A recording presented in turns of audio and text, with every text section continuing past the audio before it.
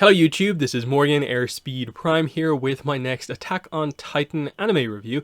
This one's going to be for Season 4, Part 2, Episode 8.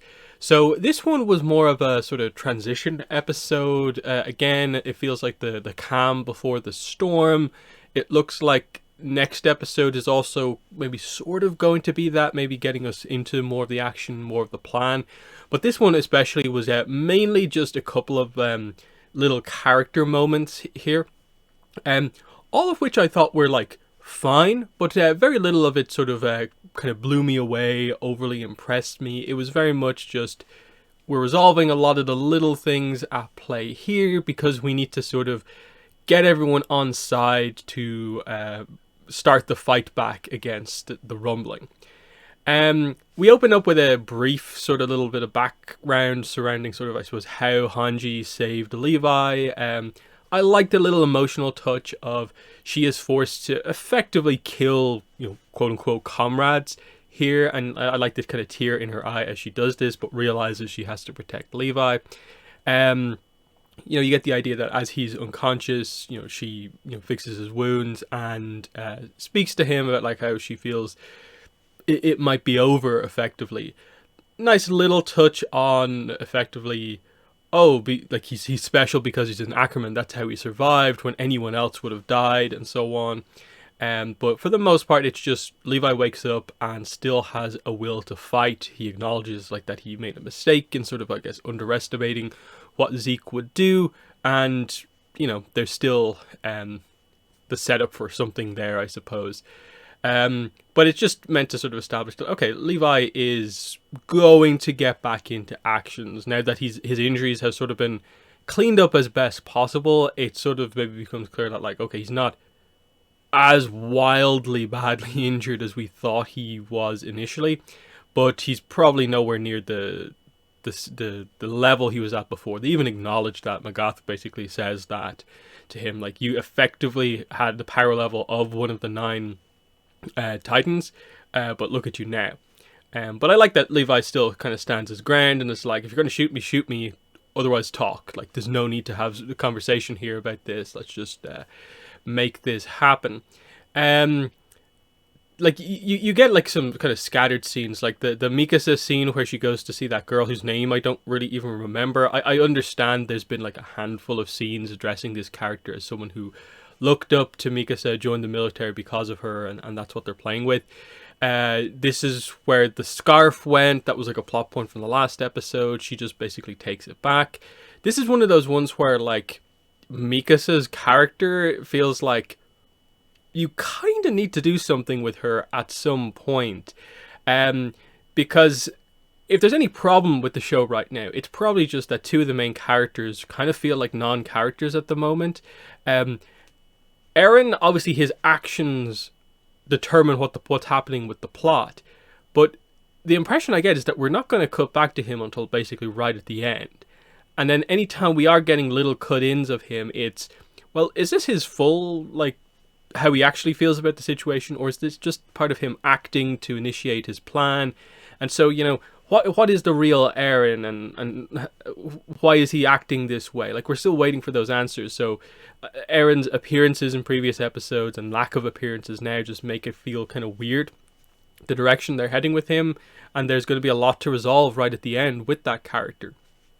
Mikasa has never been the most communicative character, is always good in fights and so on, but never has too much of like the character arc thing. And that's probably where things are kind of suffering here, is that now's the time to sort of, I guess, build her up. If they're going the direction I think they're going with Eren, then I think they need to counter that by building Mikasa up into more of a character.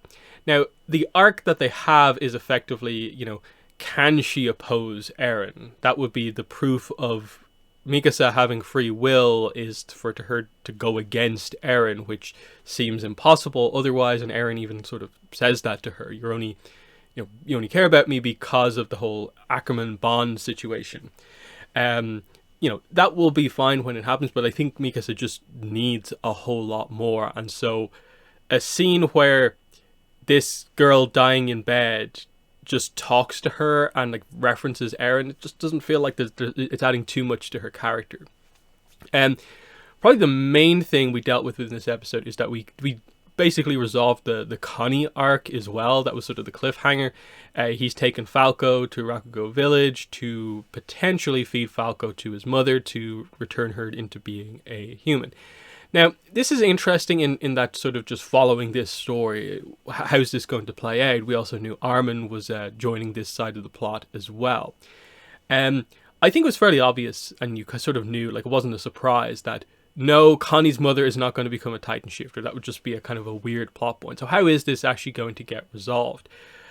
I appreciate what they kind of did here in that they really played up sort of Connie acting super creepy when it comes to this, and just that realization of him feeding Falco to his mother would make him into someone that his mother basically wouldn't be proud of. That's effectively, in reflection, the arc that they go for. Obviously, they actually have the drama of the situation play out, where everyone arrives. I guess in reflection, as you're just thinking about it now, the reason Connie has them like apparently go to brush his mother's teeth is, I suppose, just so they can be up on the roof and he can just sort of push Falco in and not have to sort of just force him in another way. So that's kind of another like, woo, that's kind of creepy, Connie, what you were going for there. But Armin obviously makes the big move here of, I thought initially what he was going to do was that he would just go straight up like, I'm just going to kill your mother here. That resolves the situation of like, if he, just like, I thought he was going to sort of jump into her mouth and sort of like, cut the nape from like the inside or something like that. But then you realize, oh no, Armin in the last episode said that like, you shouldn't have saved me, you should have saved Erwin. So he's sort of ready to give up his own life. And that is a solution to this problem as well. Instead of Falco, Armin gives up himself to save Connie's mother, but Connie saves Armin from doing this and realizes the error of his ways. And things for the most part get back down to normal, and they resolve it with a pretty standard, just, my mother said to, kind of do good work, be a good soldier, and if he was to go through what he was about to do, he wouldn't be a good soldier. Like, it's fine, it's solid. I appreciate them giving Connie something, the little references to Sasha, and then even like acknowledging like growth with regards to that. He was probably the most upset about what happened to Sasha, but he can realize now that what happened, Gabi killing Sasha, was sort of an action, that happened in war, and he can't blame people too much for it. So it's nice. It's mainly just to get this group of people all together. So they go to get some food, and they just basically end up sitting down next to Annie. Really funny moment where Armin just mentions Annie, and then the person beside them basically just starts choking on their food because they're eating it so quickly at hearing this name. And they just look over, and it's like, whoa, you're here. And she has like the most comedic scene I think we've ever had with Annie, where it's such a contrast, like for say like the last time Armin saw Annie while she wasn't in Crystal is like one of the darker moments from season 1, like the brutal stuff that's happening there, compared to she's there stuffing her face with pie and everyone's laughing at her. But that even doesn't get much time in this episode, because I guess the next episode, I think they're probably going to have everyone talk to Annie and address some of that. She does leave a note behind for Hitch, which was kind of nice to sort of, just address the idea that I guess Hitch isn't one of the absolute main characters, but was sort of significant to Annie. So that was a nice little touch. But she's just sort of part of the team now, I guess. So she does need a little time to like everyone address like, hey, like what's going on with Annie here. Other than that, we get sort of Flock gives a few speeches. He's about to execute on Onyakopon and Yelena. Reads out all their crimes and so on. Do they have any last words? Onyakopon gives a kind of impassioned speech that sort of effectively just brings up the themes that we're exploring here. What he says about sort of himself is sort of effectively what all Eldians kind of feel, and especially these people who are the most sort of loyal to the idea of Eldia. He tries to bring up that point, but you sort of get why they just look at him saying this with a stone face of like, well, yeah, of course we understand that, but you know, we're just sort of looking out for ourselves. That's sort of the sort of more extremist views of the sort of Jaegerists. Whereas I think they're playing with the idea that, you know, when will both sides finally realize that we just have to make a choice, like now or never, to end this, you know, cycle of revenge. Just accept that the past is in the past and stop everyone just going for revenge after one another. And who will make that choice. Obviously, this is one of those situations where they all will have to fight together against what Eren is doing, but will that create a lasting peace? It will create an initial sort of camaraderie, maybe a few friendships on a sort of individual level, but is it changing sort of hearts and minds about how the rest of the world actually views Eldians, like full stop, how Eldians view Marley and what's happened in the time since? Not especially, and I'm wondering how they will tackle approaching these issues at all. So the setup here is with basically Jean making his decision.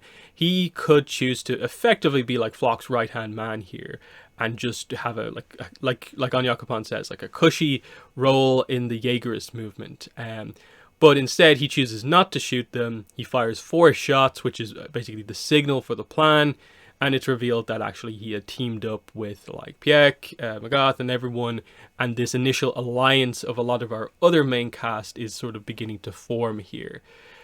So that's quite interesting. It does make me wonder, like, okay, what is the nature of the battlefield that's kind of happening here? Because I haven't really cut back to Eren in like a while. I'm guessing Eren is moving across with the Wall Titans across the water. So most of the battle probably will be taking place, I guess, as the Wall Titans and Eren hit land, because they're going to need time to organize. So that will create the most, I suppose, dramatic battlefield. So we're going to need airships, I suppose, to get out there. We're going to need to really build up everyone that we have to get anywhere near kind of what's happening. And the only, I suppose, question in all of this is like, what do we do with sort of Floch and the Jaegerists? Because they're going to see everyone else teaming up to go after the thing that they actually want to happen. Do we start to see some of the Jaegerists doubting themselves? Because I don't think Floch is going to switch sides. I think he's going to be full-on loyal to Eren this whole time, which would sort of ask the question of, okay, Floch is going to have to die at some point. So are we going to get one last battle here on Paradis of effectively the Jaegerist versus like the alliance against the Rumbling? Not sure. But there are a couple of factions at play here that do need to be, you know, addressed, dealt with to a certain degree. But I think that's basically everything in the episode. I know I maybe rushed through some of those scenes quite quickly, but in terms of like major takeaways, the effective thing here is just that an alliance, I guess, is forming. You know, the line, I think Connie says it, we're going to save the world. That's what we're doing here. I guess there's a slight moment, I guess, roughly off screen. You see a little bit of the reaction.